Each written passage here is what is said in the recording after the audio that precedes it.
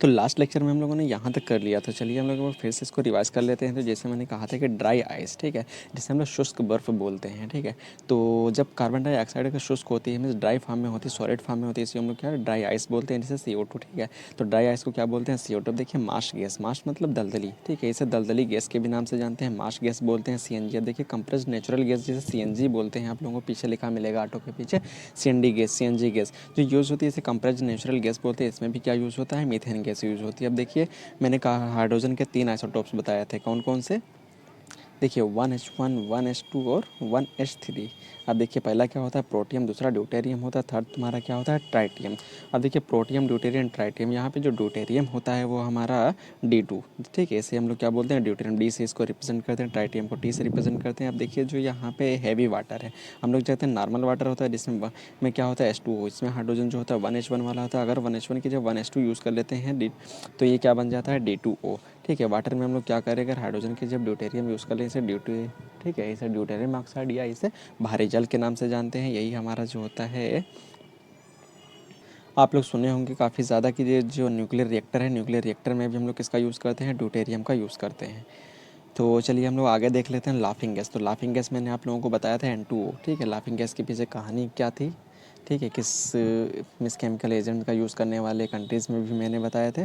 तो laughing gas हम लोग किसको बोलते हैं? ठीक है, N2O, जिसे नाइट्रस ऑक्साइड बोलते हैं। अब देखिए विनेगर से सिन, यहाँ पे देखिए गलती है, विनेगर आप लोग जैसे सिरके के नाम से जानते हैं, देखिए विनेगर। तो देखिए सिरका का फार्मूला होता है CH3COOH। अब देखिए इसका आयुपेक नेम भी पूछता है, देखिए इसका आयुपेक नेम क्या हो जाएगा? यहाँ जहाँ पर भी लगा हो COOH, उसे हम लोग क्या बोलते हैं? ओइक एसिड के नाम से जानते हैं, ठीक है, ओइक एसिड। अब देखिए यहाँ पे क्या लगे हैं? कितने कार्बन है? 2, तो इसे हम लोग क्या बोलते हैं? Ethanoic acid. तो देखिए इसका जो आयुपेक नेम है वो क्या है? Ethanoic acid. तो CH3COOH, इसे हम लोग क्या बोलते हैं? ठीक है, विनेगर एसिटिक और एसिटिक एसिड। अब देखिए अगला हमारा नेक्स्ट क्वेश्चन क्या कह रहा है कि नेक्स्ट क्वेश्चन में क्या है? जैसे कॉमन साल्ट। अब देखिए कॉमन साल्ट हम लोगों ने किसे बोला था? NaCl। कॉमन साल्ट को हम लोगों ने क्या बोला था? रॉक साल्ट भी बोला था, इसे टेबल साल्ट के भी नाम से जानते हैं, और इसे रॉक साल्ट, टेबल साल्ट और कॉमन साल्ट के नाम से भी जानते हैं। आप लोग तीनों याद रखना, ठीक है। कॉमन साल्ट इसे क्यों बोलते हैं? कॉमनली यूज़ किया जाता है। टेबल साल्ट इसको क्यों बोलते हैं? क्योंकि हम लोग जनरली यूज़ करने वाला जो होता है साल्ट टेबल पे, उसी को हम लोग कॉमन साल्ट बोलते हैं। रॉक साल्ट क्योंकि पत्थर के तरीके से इसका स्ट्रक्चर होता है, काफ़ी हार्ड होता है, इसलिए इसे क्या बोलते हैं? कॉमन साल्ट या रॉक साल्ट, ये सब बोलते हैं। अब देखिए जिप्सम, जिप्सम का फार्मूला क्या होता है? तो देखिए कैल्शियम सल्फेट डाईहाइड्रेट, ठीक है, कैल्शियम सल्फेट डाईहाइड्रेट को हम लोग क्या बोलते हैं? जिप्सम के नाम से जानते हैं। चलिए अब आगे हम लोग नेक्स्ट क्वेश्चन पे बढ़ते हैं। तो आज का पहला क्वेश्चन ये क्या कह रहा है कि state of matter plasma obtained at. तो हम लोग जानते हैं कि मैटर की कितनी स्टेट अभी तक हम लोग पढ़े थे? 3 स्टेट। कौन कौन सी हम लोग 3 स्टेट पढ़े थे? एक सॉलिड पढ़े थे, दूसरे लिक्विड पढ़े थे और गैस पढ़े थे। बस ये 3 स्टेट्स हम लोग जानते थे, लेकिन उसकी 4th स्टेट भी डिस्कवर हो चुकी, जिसे हम लोग प्लाज्मा के नाम से जानते हैं। हो सकता है नेक्स्ट जो है 5th स्टेट के बारे में भी जो है चर्चा चल रही है। तो देखिए अभी तक इसकी 4 स्टेट्स हो चुकी हैं, सॉलिड, लिक्विड, गैस और प्लाज्मा। तो हम लोग जानते हैं कि यूनिवर्स में जितनी भी चीज़ें होती हैं सब के सब मैटर से बनी होती हैं। हम लोग जानते हैं कि मैटर की स्ट्रक्चर और मैटर की केमिकल बॉन्डिंग डिफरेंट जगह पर डिफरेंट होती है। इस वजह से जो है हर एक मैटर का, ठीक है, स्टेट जो होती है, मीन्स टेम्परेचर भी होता है प्लाज्मा में कन्वर्ट होने के लिए डिफरेंट होता है। तो वही पूछ रहा है कि state of matter plasma obtained at, ये किस टेम्परेचर पे होती है? जो बहुत ज़्यादा temperature, means very high temperature पे ऑप्टेंड होती है, जिससे लगभग ये 3000 केल्विन के ऊपर ये ऑप्टेंड होना शुरू होती है। तो देखिए हर मैटर के लिए डिफरेंट होती है। जैसे कि सुपर हीटेड मैटर जिसे बोलते हैं, इसे, ठीक है, इसे हाई टेम्परेचर पे मिलता है। तो देखिए मैंने क्या बताया था? 3000 केल्विन से भी ऊपर। अब देखिए मैं इसका एग्जांपल बता दूं, जैसे आयरन कोई मैटर है, ठीक है, अगर आयरन ये मैटर है, पता है सबको मेटल भी है, ठीक है, आयरन मेटल है, इसका जो 90,000 डिग्री सेंटीग्रेड टेम्परेचर है। तो लगभग इतने टेम्परेचर पे इसका जो है प्लाज्मा स्टेट आप लोग इसकी ऑब्टेन कर सकते हैं। तो देखिए आयरन क्या होगा? आयरन सबसे पहले मेल्ट होगा, किस में कन्वर्ट हुआ होगा? लिक्विड में। लिक्विड किस में कन्वर्ट होगा? वेपर में। अब देखिए जो इसका सुपर हीटेड टेम्परेचर जो स्टेट है उसी को हम लोग प्लाज्मा, मीन्स नेक्स्ट स्टेट इसकी क्या होगी? प्लाज्मा। इसका मतलब कि आयरन को बहुत ज़्यादा अगर हीट कर दिया जाए तो आयरन का आप लोगों को टेम्परेचर भी याद रखना, लगभग 2400 डिग्री सेंटीग्रेड के आसपास होता है, ठीक है, इसी के आसपास ही होता है। तो देखिए आयरन, फिर उसके बाद आयरन लिक्विड में कन्वर्ट होगा, फिर वेपर में कन्वर्ट होगा। मीन्स इतना ज़्यादा अगर टेम्परेचर इसको दे दिया जाए तो लिक्विड में कन्वर्ट होगा, फिर वेपर फॉर्म में, फिर अगला जो आगे उसकी प्लाज्मा स्टेट। तो कहा गया है लगभग 90,000 फ़ारेनहाइट अगर टेम्परेचर इसको दे दिया जाए तो ये क्या होता है? इसके super heated form, means super heated state जिसे प्लाज्मा स्टेट बोलते हैं, वहाँ पर पहुँच जाता है। ये हर डिफरेंट मैटर्स जो होते हैं उनके लिए डिफरेंट होती है। तो उसके बाद चलिए नेक्स्ट क्वेश्चन हम लोग देख लेते हैं क्या कह रहा है, gas converts direct into the solid process is called. तो आप लोगों को पता होगा डिफरेंट डिफरेंट प्रोसेस होते हैं, जैसे क्या हो सॉलिड हो, ठीक है, सॉलिड को हीट किए वो लिक्विड में कन्वर्ट होता है, लिक्विड को हीट किए वो किस में कन्वर्ट होता है, गैस में या वेपर में कन्वर्ट होता है। अब देखिए जो सॉलिड जब लिक्विड में कन्वर्ट हो रहा है इसी को हम लोग क्या बोलते हैं, मेल्टिंग पॉइंट। मतलब ऐसा टेम्परेचर जिस पे क्या हो सॉलिड लिक्विड में कन्वर्ट होने लगे उसी को उसका मेल्टिंग पॉइंट बोलते हैं। इस प्रोसेस को हम लोग क्या बोलते हैं, मेल्टिंग बोलते हैं। अब जो लिक्विड गैस में कन्वर्ट होता है इसी को हम लोग क्या बोलते हैं, वेपर, ठीक है, मीन्स वेपराइजेशन बोलते हैं। अब देखिए अब कभी कभी होता क्या है, गैस डायरेक्टली सॉलिड में कन्वर्ट हो जाता है, ऐसे ही मतलब कुछ सॉलिड होते हैं जो डायरेक्टली गैस में कन्वर्ट होते हैं। तो देखिए ऐसे सॉलिड जो डायरेक्टली गैस में कन्वर्ट हो जाते हैं इस प्रोसेस को हम लोग सब्लिमेशन बोलते हैं। देखिए अब इसके एग्जांपल आप लोगों को अगर याद रखना है तो हम लोग जानते हैं कार्बन टीट्राक्लोराइड, जिसे कपूर के नाम से जानते हैं। दूसरा हम लोग जानते हैं नेप्थलीन, ठीक है, जो नेप्थलीन होता है, नेप्थलीन। अब देखिए इसका स्ट्रक्चर क्या होता है, दो बेंजीन रिंग को आपस में फ्यूज़ कर दो, ये जो बनता है इसी को हम लोग क्या बोलते हैं, नेप्थलीन बोलते हैं। इसी में एक और रिंग को अगर फ्यूज़ कर दिया जो उसे हम लोग एंथ्रासीन बोलते हैं। तो यहाँ पे हम लोग जानते हैं ये एग्जांपल है किसके, ये हमारे सब्लिमेशन के एग्जांपल्स अगर पूछ लें, CCl4 है, नेप्थलीन है, किसके एग्जांपल है, सब्लिमेटेड होते हैं, मीन्स डायरेक्टली क्या करते हैं, सॉलिड है ये फॉर्म, अगर हीट करते हैं लिक्विड में नहीं जाते हैं, डायरेक्टली गैस में कन्वर्ट होते हैं, मीन्स वेपर में कन्वर्ट हो जाते हैं।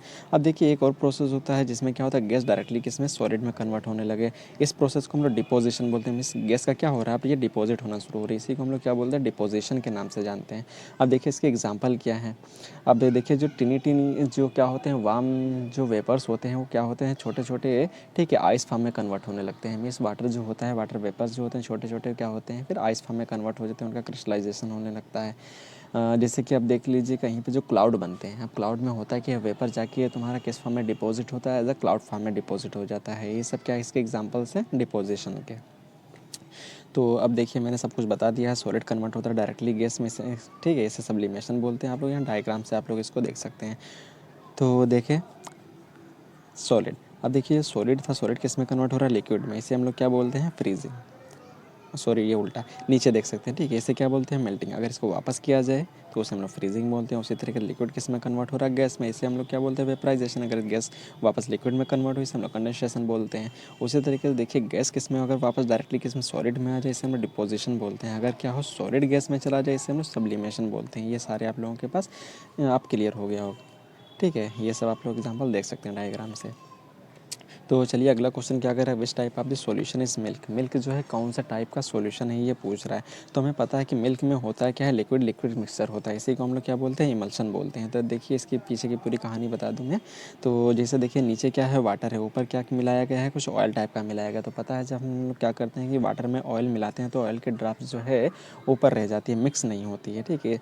अब जो देखिए क्या करते हैं हम लोग, इनको मिक्स करने के लिए क्या किया जाता है, इमल्सीफायर यूज़ किया जाता है। जैसे कि नहीं हम लोग कपड़ा धोने के टाइम डिटर्जेंट का यूज़ करते हैं, डिटर्जेंट क्या है वहाँ पर इमल्सीफायर होता है। तो हम लोग जानते हैं कि ये जितनी भी शर्ट टी शर्ट्स वगैरह होती हैं, जीन्स वगैरह होती हैं, उन पर क्या होता है, जो गंदगियाँ जो चिपक जाती हैं वो क्या होती हैं, ऑर्गेनिक फार्म की होती हैं, ठीक है।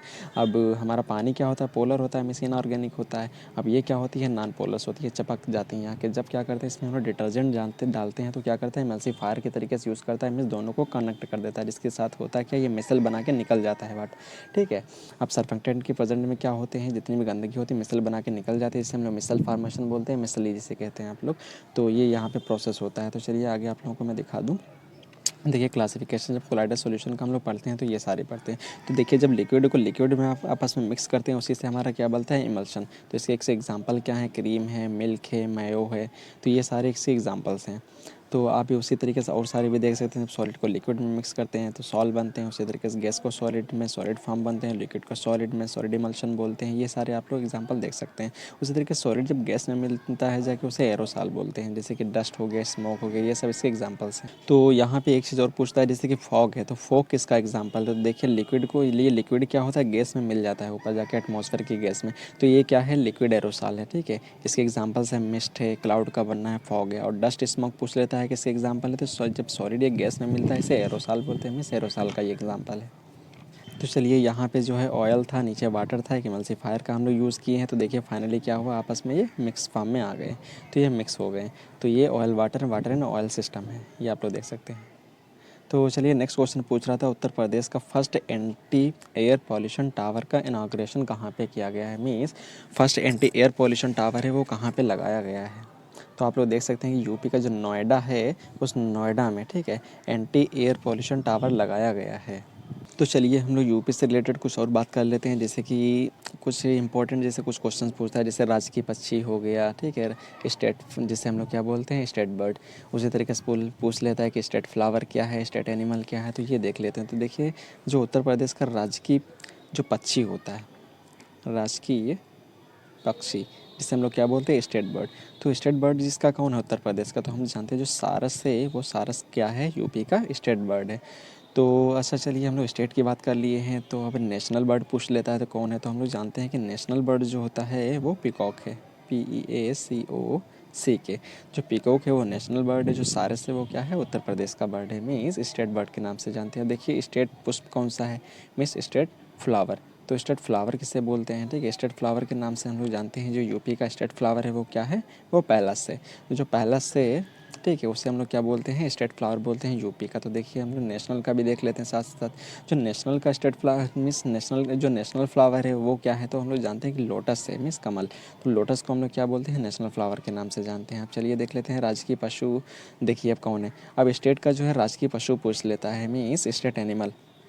देखिए जो बारहसिंघा है, बारहसिंघा, ठीक है, बारहसिंघा जो है उसे हम, ये क्या है, ये यूपी का, ठीक है, स्टेट एनिमल है, मीन्स इसे बोलते हैं राजकीय पशु। अब देखिए चलिए इंटरनेशनल मीन्स सॉरी इंटरनेशनल नहीं, नेशनल देख लेते हैं। अब देखिए जो नेशनल ये एनिमल है, अब नेशनल एनिमल के नाम से कौन सा जाना जाता है, जो टाइगर है, ठीक है, टाइगर को हम लोग क्या बोलते हैं, नेशनल एनिमल के नाम से जानते हैं। तो नेक्स्ट क्वेश्चन हम लोग देख लेते हैं जी। ये यहाँ पे आप लोगों को कुछ बस ऐसे फैक्ट याद रखना है कि टॉप 10 क्लीनेस्ट सिटीज़ जो 2021 में जारी हुई है, उसमें सबसे ज़्यादा क्लीन सिटीज़ जो है इंदौर है। अब देखिए जो मध्य प्रदेश का इंदौर है, ये सबसे क्लीनेस्ट सिटी को इसको जो है घोषित किया गया। उसके बाद जो है गुजरात का सूरत है, फिर विजयवाड़ा है, फिर नई ये तुम्हारा मुंबई हो गया, फिर पुणे, रायपुर, भोपाल, ठीक है, वडोदरा, विशाखापट्टनम, अहमदाबाद, ये जो है इनके कुछ आर्डर्स हैं। तो सबसे ज़्यादा जो है वो कौन सा क्लीनेस्ट सिटी है, सबसे ज़्यादा स्वच्छ शहर, ठीक है, वो इंदौर है, सूरत, ठीक है, ये टॉप सेकंड है। अब ये टॉप 10 की पूरी लिस्ट है। तो सबसे ज़्यादा हमें याद रखना है कौन सा है, इंदौर है, और सेकंड सबसे ज़्यादा वो सूरत है, थर्ड पे कौन है, विजयवाड़ा है। तो चलिए अब हम लोग कुछ इंपॉर्टेंट क्वेश्चंस देख लेते हैं, जैसे कि किस राज्य में लोक सेवा की सर्वाधिक सीटें हैं। तो हम लोग जानते हैं कि लोक सेवा की सबसे ज़्यादा सीटें जो हैं वो उत्तर प्रदेश में हैं, जो कि टोटल 80 हैं।